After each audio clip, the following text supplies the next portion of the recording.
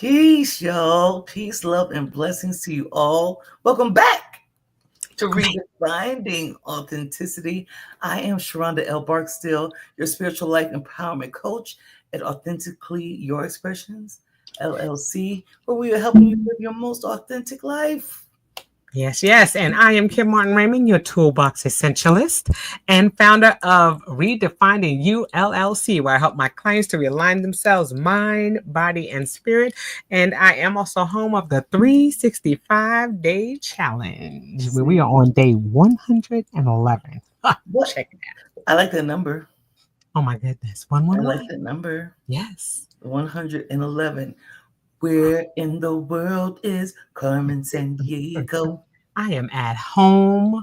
I got in from Houston on Friday and was here with my family for the Resurrection Sunday, and I'll be heading back out. I'm going to a retreat tomorrow, but I'll be in town, and then I'll be heading to Tampa at the end of the week. So I'm just here for a moment, just skating through on a skateboard. I'm just sliding through. Then I'm going right back up into the air. Okay, let's go. I'm glad you're home. You feel close to me, even though we aren't together right now.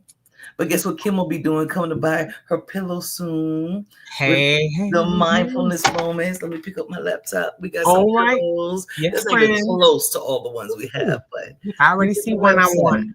Okay, yes. So you don't even look. Don't look. I get first dibs.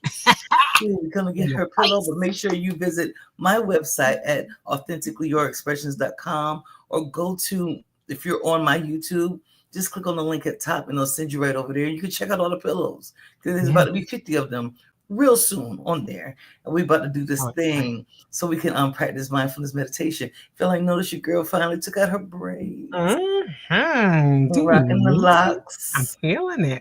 Yes, the micro locks. I was sick of the braids getting hot. Okay. Yes. Okay. That's why you're gonna see this just keep going up and up and up. Okay. That hair's gotten long over the years, girl. I've been watching. 10 years. It's a long time, and it's gonna stay up. And people are like, I didn't realize your hair so long. It's long because and it's like a towel on your head. Don't look. It feels like a towel on your head over time. I think that's why I cut mine so many times because after a while it's like. But don't cut yours. I'm so thinking about it. I am.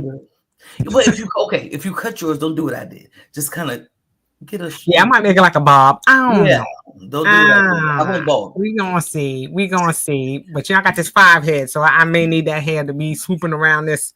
I need to do a comb over on the 5 head. No, I'm not about to entertain her, y'all. All right, let's get cracking. We can sit here and I love the banter. I do banter at the beginning because it's my baby. Yes. So we've started a relationship series because a lot of people are talking about relationships and dating. And when it comes to redefining your authentic self, sometimes you want to approach dating differently. You went through a transition, right? Maybe it was divorce. Maybe you got divorced. Maybe like myself, I'm a widow. So I had to consider dating again. Maybe you just broke up with someone out of a long-term relationship and it was hard. It was just a hard experience. And so now you want to do it differently. Now there's a different approach. So me and Kim were like, let's talk about dating. Yeah. And relationships. Why not? Yes, like you said, it's going to be a series, and it may go for a little while here because there are so many dynamics to relationships, But I think that the biggest relationship, first and foremost, is the one with ourselves, and so that's what redefining authenticity is all about. It's about us, getting into a right relationship with ourselves first. Yes. Loving on ourselves first. Yes. Making sure that, the aura that we're giving off to others, the energy that we're giving off to others comes from within. Yes. And so, once you have that on lock and once you've been working on, your wellness, mind, body, and spirit, then, you get to that point where you say, I think I'm ready to step out there. I think I'm ready to share, my existence with another, beyond just the friendship zone. You may be looking to go into something a little more significant. So Yeah. That's where we're going to try to go. And please understand when me and Kim are saying you have a relationship with yourself first, we're not even touching the relationship you have with what you believe, your higher power. We don't touch it because that should be a given. We believe that. But we've watched people who are devoted and faithful to what they believe, but still struggle in relationships. So that's where we step in. That's what we were given our gifts to help you navigate the process. So let's go, Kim. That's it. All right. So do we want to do the, hold on, let me get my little slide up here. Let's go. Yes. So these are the things that we're talking about tonight to look for in these relationships, because this is also something that you apply to yourself, because Kim already said it. What's your relationship with yourself? And accountability to self is important. But when you're looking into relationships, is this person accountable? Do you see them being accountable? So the first one says, can apologize for poor behavior. Can they apologize for poor? Something simple as when you first meet someone for running late. When they show up, is there a genuine apology? And it doesn't feel like it's full of excuses, because that's irritating. You want to set a woman off, you want to set a man off, run late, and then act like it didn't happen. Right. That speaks volumes about who you are as a person. Can they apologize? That's big for me, because relationships ain't about being perfect. No one's perfect. But when there's a mistake being made, can you say, I'm sorry? Right. That's huge. That's huge. And like you said, it goes both ways.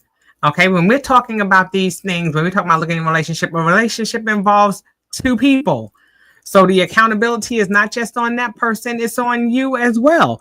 So that same question that you're looking for, that you're asking, are you willing to reciprocate? Are you willing to do the same thing? So if you're asking that person to be able to apologize for their poor behavior, can you do the same?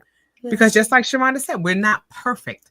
So if we're not perfect and we're asking, somebody else to apologize for that, are we willing to do the same thing?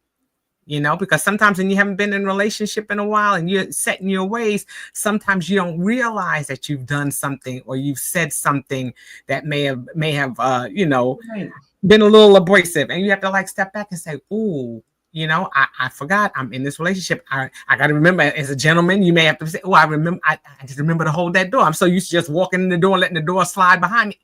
Sometimes I forget."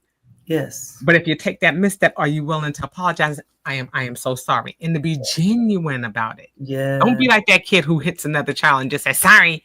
Your mom says, say sorry. You just say sorry. You don't mean it. And you hit him again if you could. So that's the problem. I can't stand that. When somebody says, sorry, I'm sorry. I'm sorry that I offended you. Even if you don't agree about what happened, I'm sorry that I offended you is an apology. Thank you. Poor behavior. I like that. It's poor behavior. So this next one says self-aware. And that's something most people really aren't. I have to throw it out there. It's hard to be able to be aware. It's just a difficult thing in the first place. So it does require a level of work with life coaches like ourselves that helps you become a little bit more self-aware in what you need. You could tell what a person needs when they sit down and say, I need you to hold that door open for me. It makes me feel like a woman. If you are aware of what you need, you're able to express it. And you can hear it from someone else when they say, you know what, I realized I didn't hold that door open for you, and I apologize. That awareness, says everything. It'll carry a relationship through, baby. That's it. Well, just like you said, self-awareness is being able to say, like you said, be able to express what it is that you need. Yes. Think about it. Even look, I'm gonna go right there. I mean, I know we're talking about dating, but I'm even talking about intimacy. When you're self-aware, you know what you need. You know what feels good. You know what, I like that touch. Yes. I like to be touched here. My back is sensitive. I like to have my back rubbed. Or I may like those public displays of affection, those PDAs. I want to hold your hand. I want you to wrap your arm around me. Yes. And let people know that I'm yours and that we're together. So that self-awareness is being able to tap into those things that make you feel good, make that person feel good. Tell me what it is that you like. Yeah. Or being aware enough to know what your significant other likes. Yes. You know? Yeah. So I love And that. if somebody says, and this goes with self-inquiring too, because they're able to ask themselves what they're okay with. You could tell. Those kind of go hand in hand because a lot of people get offended. What I've learned, what I've been watching and reading and talking to people about dating, people are getting offended when someone does express something that they do not like. What are you getting offended for? You want somebody to know what they like. And if what they do or don't like doesn't suit you, that's why you get to walk away. That's why it's dating. Right. That's legit why you're dating, because Right. you're trying to come into alignment with someone. So if Right. someone says, I don't like when you get on your phone while we're having a date, that's not your opportunity to be mad. Maybe that's just your thing, and that person isn't for you. Maybe you want to date somebody where both of y'all are on the phone the whole time you're at a Right. date. Right. But you don't get upset and frustrated about those. Ask those questions of yourself. Are you okay with someone who's on the phone most of the day? Right. And if they're doing that, that's just not your person. There's nothing wrong with them. That's just not Exactly. your particular person. We immediately want to act like something's always wrong with somebody because they're not behaving how we want them to. Right. So you have to ask those questions of yourself. I Do I love that. like this or don't I? Right. And that's where, like you said, you're building at what are those things that are a no for you. This is it. This is in that same area of accountability. Yes. What are those things that are a hard no for me?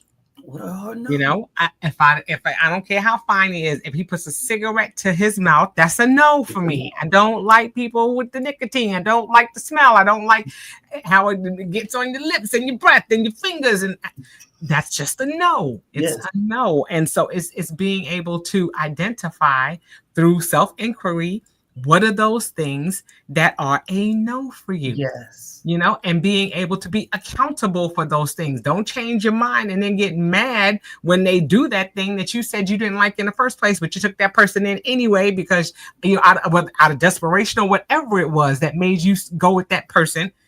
Now, don't be mad.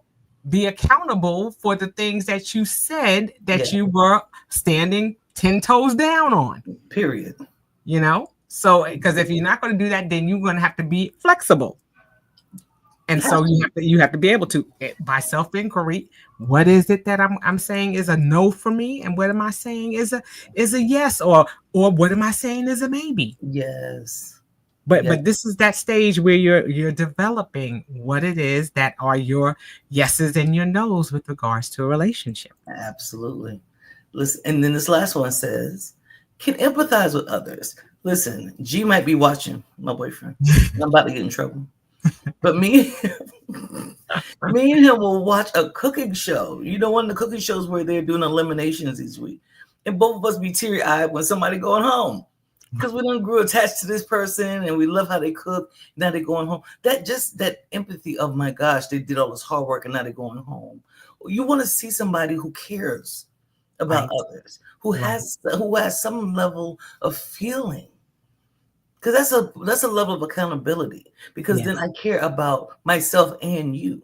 If you can see them empathize with someone else, be like, oh man, my friend lost their cousin or their mom, or oh my gosh, I feel so bad. I wonder how I can support them. Then they can support you in those ways as well. She said, that's our business. I knew he was on. I love you, baby. Yes. I love you so much. I'm sorry. But that's one of my things I love him for, is because he's empathetic. When somebody else is going through something, he's not going to rush past that. Right. We're not going to brush that over. We're going to say a prayer. We're going to light a candle for their spirit. We're going to do whatever we can to care about that. And that's a level of accountability, because now when he's going through something, he can be accountable for his own feelings. Because if you know how other people are feeling, you know how you feel. Right. People who can't be in touch with themselves, girl, run. Boy, run. Do something. Run. Exactly. Exactly. Like you said, empathy is a big thing. And I know it's another whole section that we're going to talk about. But just like you said, being able to empathize with someone else, to be able to say, I'm sorry that you had the experience that you had. That's huge when you're talking about empathy.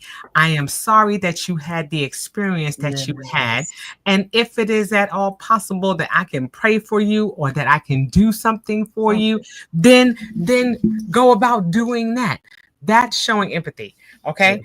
That's not, and I'm just gonna go ahead and say it. That's not saying you got to be Captain Save a Hoe every 5 minutes. You trying to save the world. I'm not saying that you have to go social worker status. But what I'm saying is that if there is something that you can do to let that person know that, I heard what was going on. Because if you could do that with others, then they can do it. Because guess what? You're an other. Yes. You're the person in the relationship with it. So you're an other as well. And so he can empathize or she can empathize with you. Yes. If they can show empathy for other people outside of your relationship, then they should be able to show empathy within your relationship and to be able to say, baby, I'm sorry that happened. Yeah. I know you. I see Yo too. I see Yo. I don't know which one. I don't know what you're laughing at. but anyway, yes. My thing is, you want to just be able to have that level of awareness, and again, that comes with being self-aware, and that comes with being with having self-inquiry, knowing enough to say, "Dang, I'm sorry that you had that experience." And then maybe say collectively, babe, is there something that we can do collectively to help this person without enabling them? Yes. So she has a thin line when you start getting into that. But that level of awareness of saying, hey, I'm sorry that you had that experience just shows that you care. Period. Give a damn about somebody else outside of yourself. That's huge. Yeah. Take us into safety, Kim. Okay, into safety. All right, look, I have to go and look on my phone because I can't see the writing that small. I'm old, y'all. I'm old. Okay, so safety says your feelings are treasured. Okay, this is huge. As a person who has worked in childcare, I'm big on making sure that people feel safe.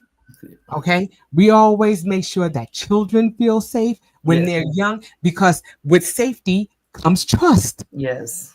Okay, and so if your feelings are treasured, and you know that person has that empathy and that awareness of what's going on with you and makes you feel safe, that's the beginning of trust. Oh my God. And we see so many relationships end as a result of distrust, but this trust comes, I don't longer feel safe with the things that you're saying or the things that you're doing. So if my feelings are treasured, then I know that I'm heading in the right direction. Period. And see, I want to tread lightly on this particular subject too, because a lot of I've heard women tell me about how they go into a first date, first time going to this relationship, whatever, and they automatically start telling their life story. And now you want this person to treasure your feelings when they were just trying to get to know the surface level of who you are. Sometimes people aren't that ready when they meet you for the very first time to be able to treasure all of that. And I'm not trying to be mean or anything, but there are some things that you have to slowly leak out and give you. Everybody's not privy to everything that's happened to you. They don't even deserve it. Let's be clear. Right. If I don't even know I'm about to have a second date with you, why am I about to tell you about all the people that died and all the bad things that happened to me and all this? You won't find that out immediately. Sometimes finding out if your feelings are treasured is somebody just saying, what would you like to eat? What would you like to order? That's it. Sometimes it's that simple. So how was your day? And them actually being attentive about that. We get too quick and are offended. I'm on social media mostly because of the work I do, not because I just enjoy it so much, but it helps me come up with topics to talk to you all about. And different things like that. And these are not conversations you have to have with everyone, but you could tell if your feelings are treasured by the way that somebody handles you on that first date. If they're willing to listen. Are they talking the whole time? Because I don't feel safe. Will they walk you to? Let me tell you something that's sexy to me. Going on a date and that nigga walking me, excuse me, and him walk me to my car before you go to yours. Right. That's a feeling of safety for me. Yes. I love that. I love that. And you're right. Don't you just go and peel off. All right, good night. You don't walk me down there. How about, okay, you know the one that gets me? Here's the one that get me. And yo, too, let me know if we hitting on this one.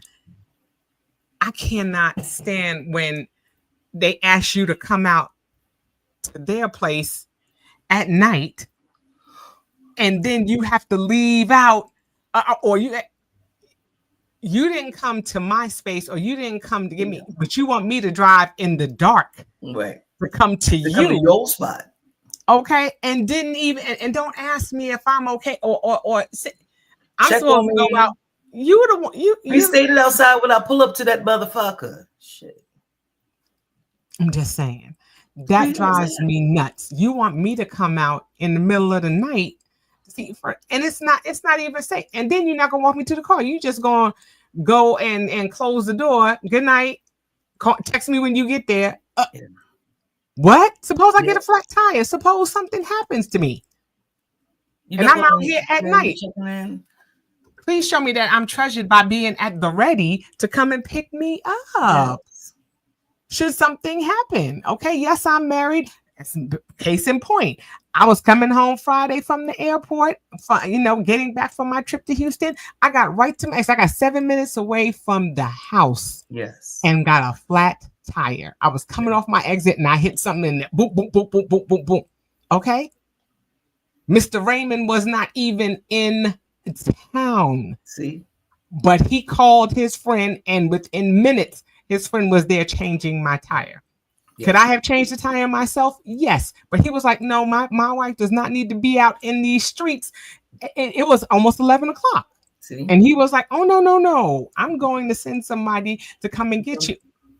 Because he is concerned about his wife and making sure that I'm okay. So you want somebody to make sure they do. But like I said, that was because I was working. But if I'm going out on a date with you, why am I going out or coming to you, or you're saying, hey, come to my place, and then and not even considering the hour? Yes. Consider the time. To me, that's safety too. Are you putting me in a position where I'm safe? Yes. Let me tell you something. That's part of what I miss about my husband, my late husband. Before me and Cal ever got married, Cal he drove tow trucks for a living, but his company, they mostly did salvage. Like if somebody had a car accident and the car was at their house and they wanted to salvage the car, the insurance company's paying for it, whatever. He pick it up and bring it to the salvage yard. Baby, let me get a flat. The way that car was getting dropped, and he was coming to pick me up from the side of the road. Man, my man is great now. Don't get me wrong. We got a tow truck. That's all I'm saying. That was all. Yes. But that's that feeling of safety. Yes. But just like you say, you're creating. I'm looking at what Yo Two says. She says, if I'm the max in my situation, I'm going. If I'm the man, I don't know if you meant man there in the situation. I will not ask a woman to do that. Change the damn tire. Exactly. I'm not going to ask her to come out and I mean, even like I said, I'm married, but back in the day when I was dating, there was some guys, hey, come and meet me out here, but come on. You didn't say you were gonna come pick me up. You said, come and meet, and that's okay. I understand going individual cars, but if you're talking about coming to houses and yep. It's too much. I don't even like the thought of them. Don't ask me to come to your house on the first day either. That's part of safety. You should go ahead and assume that I'm not coming. Right. Just go ahead and assume. If we want to do something after we eat dinner and we want to go for coffee or go to a late night spot where we can sit and talk, cool. But don't even ask me. Right. To come nowhere. Anyway, I'm gonna listen. Or follow me home in your car. I can understand we go in separate cars. Then follow me home in my car, or at least follow me to the expressway, or talk to me on the way there or something. I like the attach ain't funny. I ain't going nowhere. But anyway, the next one said, and we might make this particular one might have to be two. Oh, that's fine. Yeah, that's fine. But The next one, you respect your partner's reality. Yo, that is big. Yes. Just because something is not true to you doesn't mean it's not true to them. If you can acknowledge when somebody is hurt, you win 9 times out of 10. Right. You don't have to agree with what's real. You just need to be able to acknowledge and respect it. For me, right. So going back to the example of I'm not coming to your house on the first date. Maybe I had a really bad experience with a man. And so I say to you, I don't want to come to your house. I had a really bad experience before. You just scared. If you're scared, you say you're scared. That right there will piss me off, and there'll never be a second date. And guess who's okay with that? Her. So okay with that. When people have a reality, when something happened to them previously, and they're still working through those emotions and those feelings, you have to surrender to that. If that man says, I've had bad experiences with supporting a woman financially, so I just hesitate a little bit. You don't start popping off and calling him broke. That's not what you get to do. Right. You don't get to call him broke because he won't do something for you. If their experiences was bad, it was bad. But if the person is still a good person, you hang around, and guess what? They'll show up for you eventually, but let them do it, and you respect the reality that they've lived. None of us have lived the same reality. So how do you expect to date? I don't understand this for the life of me. How do you expect to date and expect this person to turn into everything you think they should? Who the fuck are you? And I meant what I said just now. Who are you? That somebody has to shift into everything that you need. When you meet somebody, either they have it or they don't. Right. It's okay to walk away. That's okay. The key. That's the key. That is the key. I mean, you said it. You said just about everything that I was going to say as well. You that's part of empathy as well. Being able to understand that that's that person's reality. I'm sorry that you had that experience. Yes. What can I do to make it better? Yes. What can I do to help to ease that pain? Mm-hmm. And if it's something where that person is just going off and it seems as though they need a therapist, and you're not that may be where you say, okay, well, maybe this is just something, maybe this is a little bit more than I'm willing. And that's the beauty of dating. You're in that phase of being able to say, okay, this is, I think I'm cool with this, or I'm not. Yeah. You don't want that person to come and dump everything on you, because that's a bit much too. Sometimes respecting their feelings or treasuring their feelings is saying, hey, it may be, that may be something that, therapy may be needed. Be able to help. That may be able to help. And that's a hard conversation to have on the first date, but you may just have to say, you may just have to be like, in your mind, or if that person says a second date, you just may say, you know what, I just don't know that this is something that I'm prepared for. And you can, and then just leave it at that. Or I don't know that we're going to be a fit for each other. And that's difficult because people are always, and I have to say that a lot of women, or there are some women that are guilty of this. They need to have that closure. They need to have that. But my whole thing is why? Why do you need that? Because if the person has made it clear that they don't want to be in a relationship with you, it doesn't matter what the circumstances may be around that. You go ahead on and do what you can do regarding, the next relationship that you're going to. But that whole closure piece, and I mean, and like I said, we can have a conversation about this, Sheronda, because I'm not, I don't know if you feel the same way, but it's that whole thing of I've got to have closure. You got to tell me why. And my whole thing is in finding out why. What is it that you hope to glean from that? What is it that you and I have asked clients, I have asked, my close sister girlfriends. I have one sister girlfriend who was just like, I just need to know why. Why do you need to know? Why do you need to know if he's already told you that he is not seeking to further the relationship with you? What else is there that you need to know? Y'all gonna learn how to say deuces. Y'all gonna have to learn how to not take it personal. Right. It is not when you are dating someone, it is no longer work. I guess I understand a little bit more when it's long term, 3 to 5 Right. years, 2 to 5 years type situation, and it's ending abruptly, and you need some understanding because everything seemed okay. But when we're talking about dating today, and we're talking about those first few weeks to even to the 90-day mark, where it's not working, it simply is not working. Y'all bullshit. You're supposed to be dating multiple people at the same time, but that's me. Date them. I ain't say fuck it. I ain't saying having sex with a bunch of people at the same time. I'm saying keep your options open. When you're single, you're allowed to have experiences with people. Right. It's just experiences. This isn't falling in love. And because people are attaching emotions to Right. dating, you hurt when a date no longer works. I feel like I need to get my belt out, girl. It's a date. The way you make yourself feel safe, because we're Right. talking under safety. This thing says you feel safe in all ways. Number one, you have to know how to protect thyself. Right. Your emotions do not need to get involved when you're dating someone. You're learning. Do you fall in love when you're reading a damn book? With what?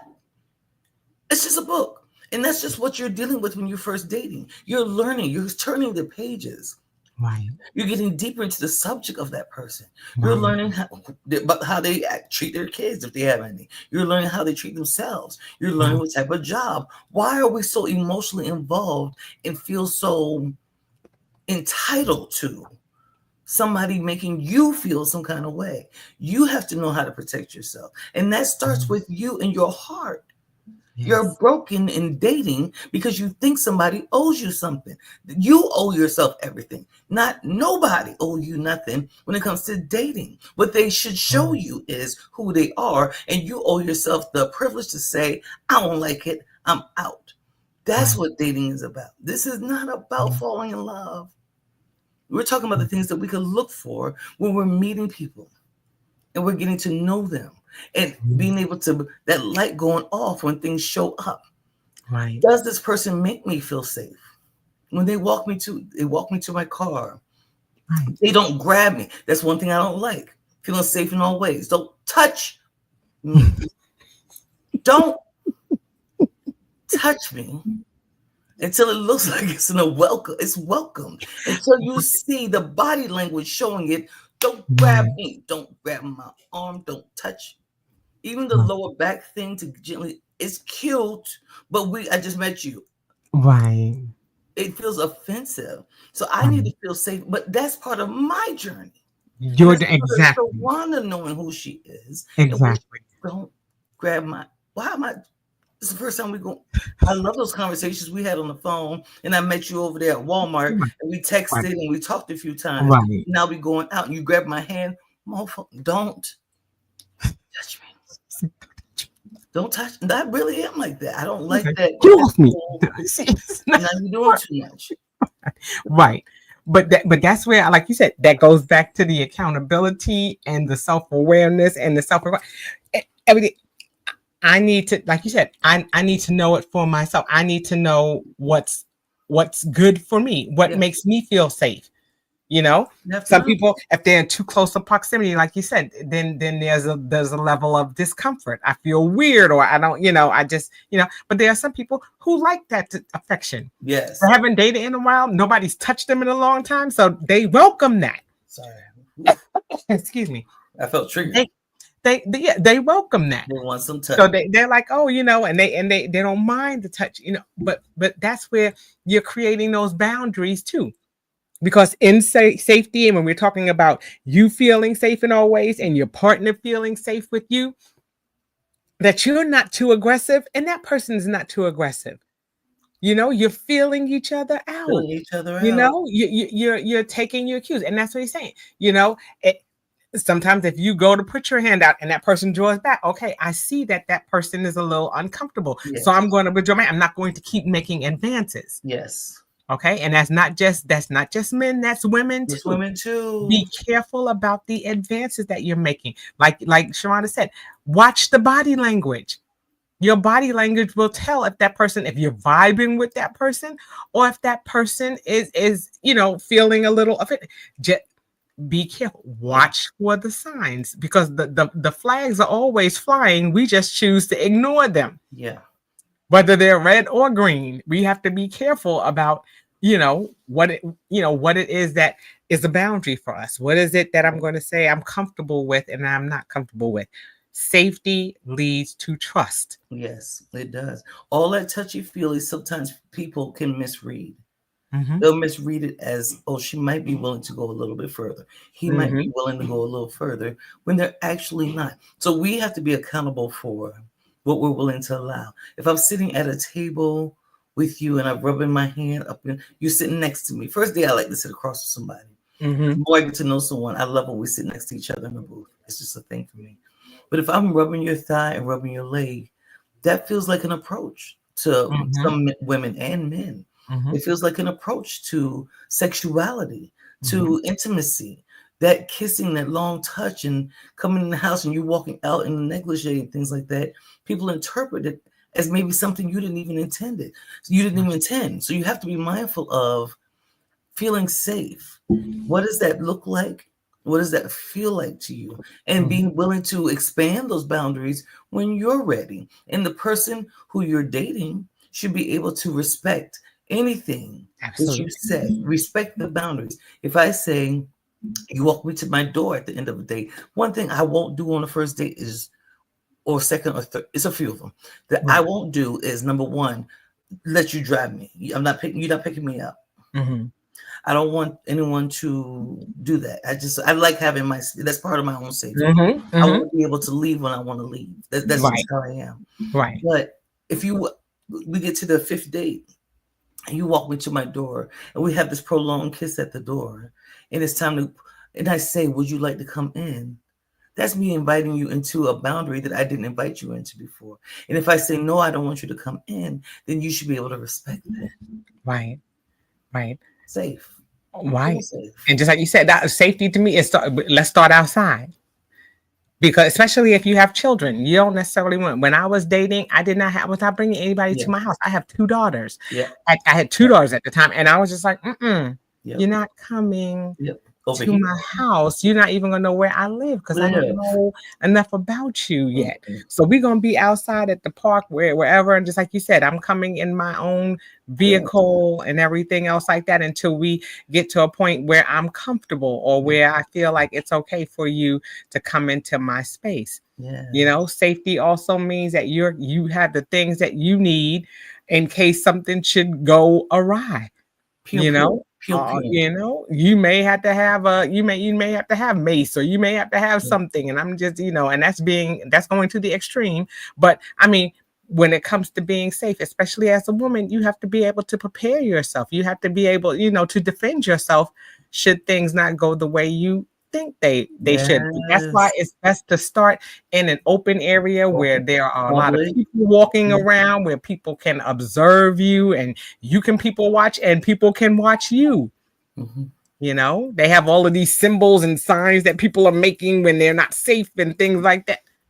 There's too many things going on in this world, and so safety is huge. Yes, and we have to respect other people's need for it. That's right, as well. Absolutely. Absolutely. So here we are in empathy. Yeah. We'll talk about empathy. We talked about a little bit with accountability. But the first one said, wounds are respected and never exploited. Boy, that's a big one.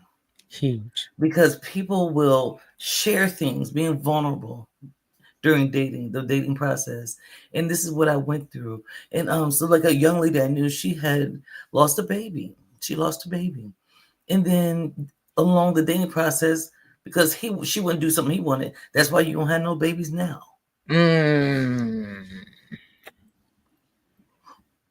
That's exploitation.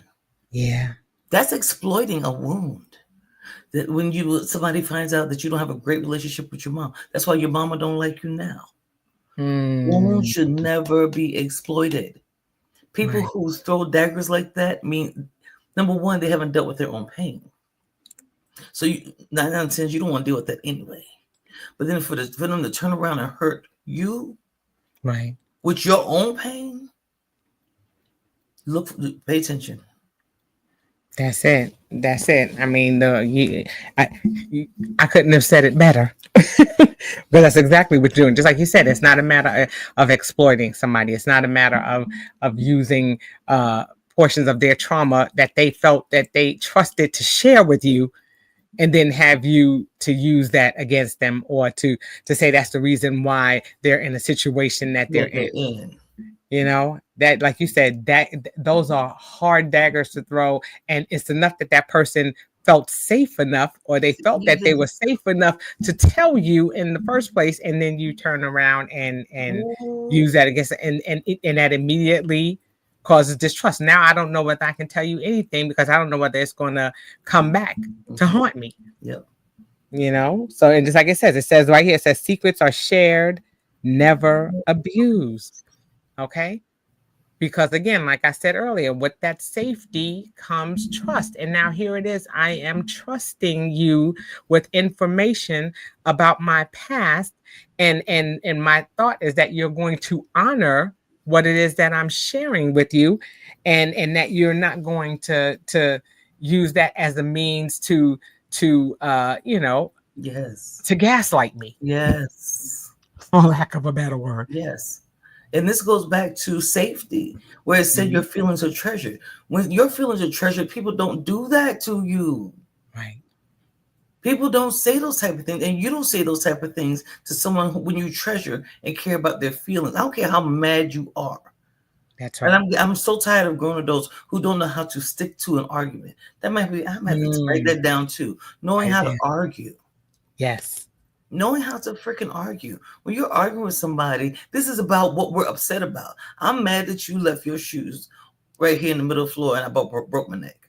That's the argument, then that's the argument. Or did you decide to use that to be abusive, to hurt somebody's feelings and bring up some stuff that you heard that went through with their last boyfriend or something? Right, right. And now I'm going to attack you with it. It's tacky. And y'all want healthy relationships. People don't know what a healthy relationship is if you can't even have a healthy argument.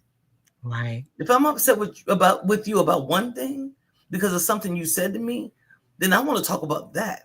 Yes. I don't want to talk about what my mama said 3 weeks ago, or that time when you told me that somebody said your breath stink, and now today I'm talking about you talk about my big toe, and it's just too much. Right. And that's why we can't get anywhere, because y'all being disrespectful. You're not respecting each other, and you're not empathizing. That is, man, can we talk about some?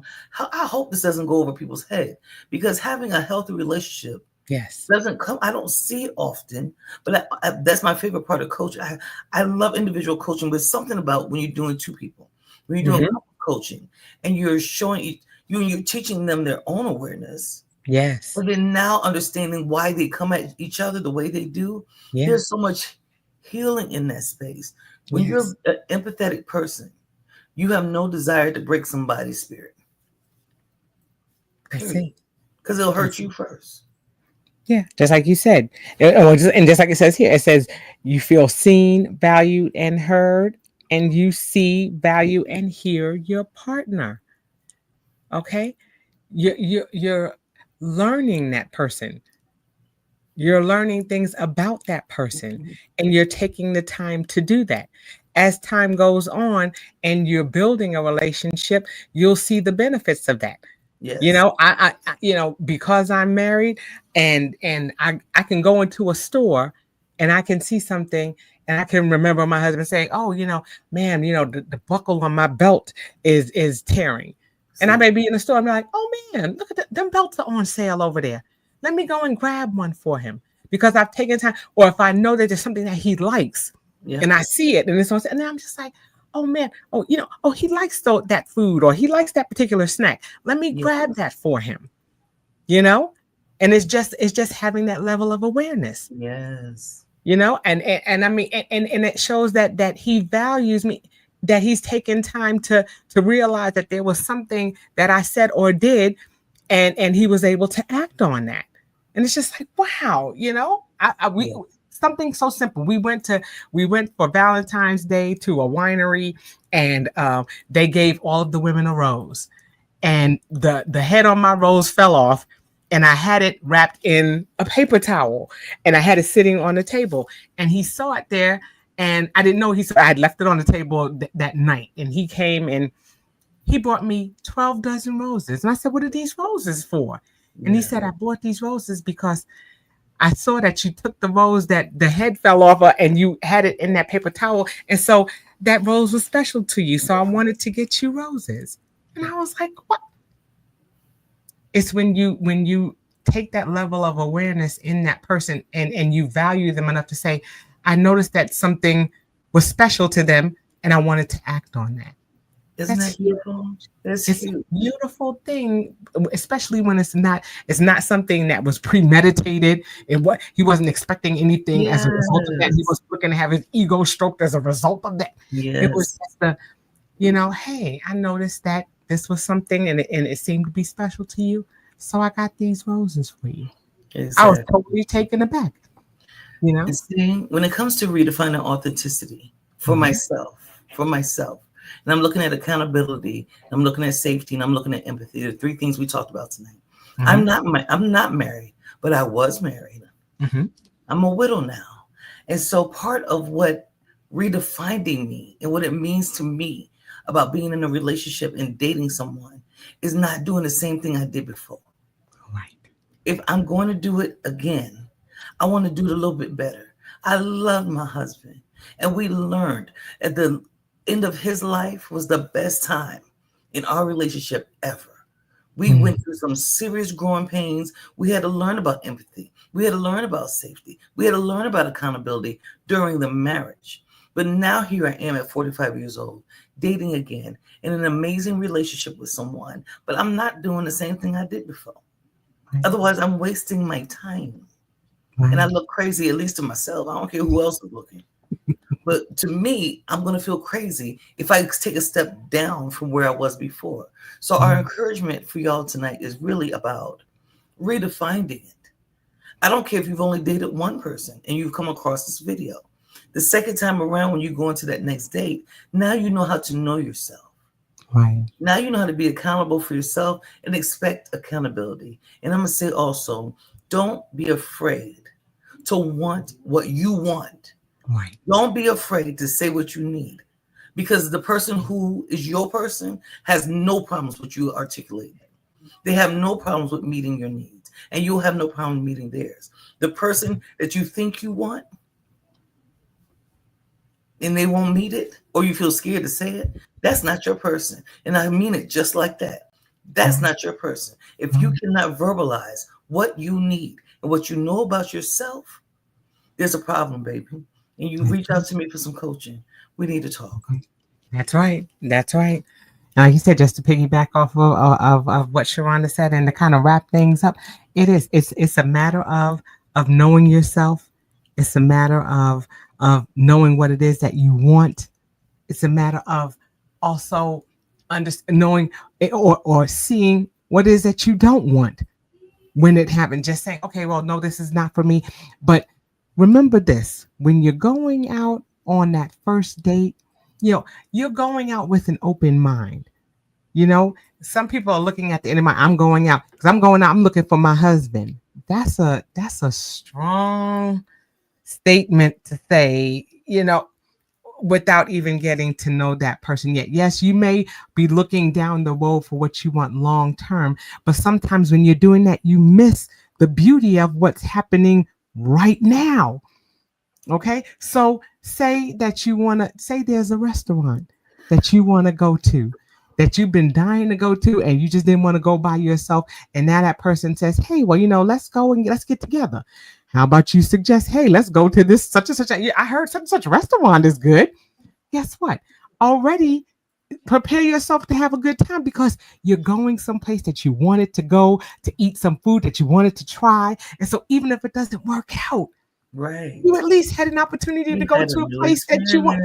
And sometimes we focus on those other exterior things, and then we miss out on the beauty of the experience. Yeah. So dating is also about experiences that you have and connections that you're making, because that person may not be your person, but that person may be a good resource. That person may be a good reference for something else.